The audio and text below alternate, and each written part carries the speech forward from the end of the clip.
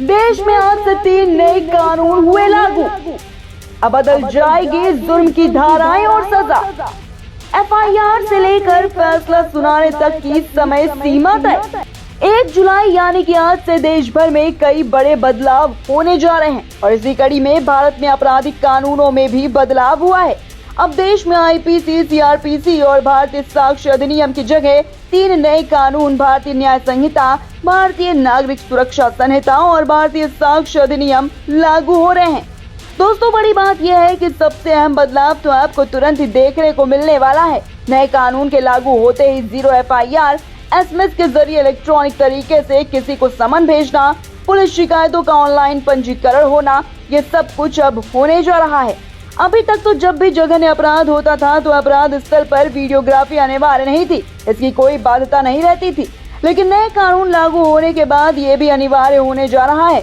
अभी इस समय सभी के मन में ये भी सवाल है कि आखिर 3 कानून के लागू होने के बाद असल में क्या क्या बदलाव होने वाले हैं। तो आइए दोस्तों, आपको आसान शब्दों में एक एक करके बताते हैं। बदलाव नंबर 1, आपराधिक मामलों के जितने भी फैसले सुनाए जाते हैं उनमें पहले सुनवाई के बाद फैसला देने में 60 दिन तक लग जाते थे, लेकिन अब यह अवधि 45 दिन की होने जा रही है, यानी कि 15 दिनों की कटौती। बदलाव नंबर 2, बलात्कार पीड़ितों का जब भी मेडिकल किया जाएगा हर कीमत पर 7 दिनों के अंदर में रिपोर्ट आनी होगी। बदलाव नंबर 3, जो नए कानून लागू हुए हैं उसमें अब बच्चों को खरीदना या बेचना जघन्य अपराध माना जाएगा। इसी तरह अगर नाबालिग के साथ बलात्कार होता है तो आजीवन कारावास या फिर मृत्युदंड की सजा मिल सकती है। बदलाव नंबर 4, अब अगर शादी के झूठे वादे कर महिला को छोड़ दिया जाएगा तो इसको लेकर भी दंड के सख्त प्रावधान कर दिए गए हैं। बदलाव नंबर 5, चाहे आरोपी हो या फिर पीड़ित, दोनों को 14 दिनों के अंदर में पुलिस रिपोर्ट, चार्जशीट मिलने का पूरा अधिकार रहने वाला है। बदलाव नंबर 6, महिलाओं के खिलाफ जब अपराध होगा तब सभी अस्पतालों को मुफ्त में इलाज करना होगा। अगर बच्चों के साथ अपराध होंगे तो भी अस्पताल मुफ्त इलाज के लिए बाध्य रहेंगे। बदलाव नंबर 7, इलेक्ट्रॉनिक माध्यम से ही किसी भी मामले में एफआईआर दर्ज की जा सकेगी। पहले की तरह पुलिस स्टेशन जाने की जरूरत नहीं रहेगी। अपने अधिकार क्षेत्र के बाहर भी अगर वो चाहे तो एफआईआर दर्ज करवा पाएगा। बदलाव नंबर 8, अगर गंभीर अपराध होंगे तो फॉरेंसिक एक्सपर्ट्स का घटना स्थल पर जाना जरूरी होगा। पहले जरूरत के मुताबिक ये फैसले लिए जाते थे। बदलाव नंबर 9, लिंग की परिभाषा में ट्रांसजेंडर समाज के लोगों को भी शामिल कर लिया जाएगा। इससे समानता को बढ़ावा मिलेगा और जमीन पर स्थिति बदलेगी।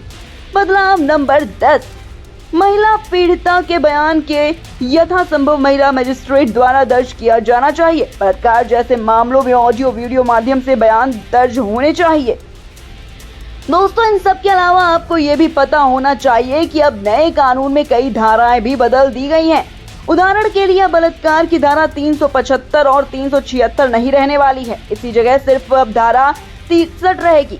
वहीं अगर सामूहिक बलात्कार का मामला होगा तो धारा 70 लगेगी। इसी तरह हत्या होने पर अब धारा 302 नहीं लगने वाली है, इसकी जगह पर 101 ने ले ली है।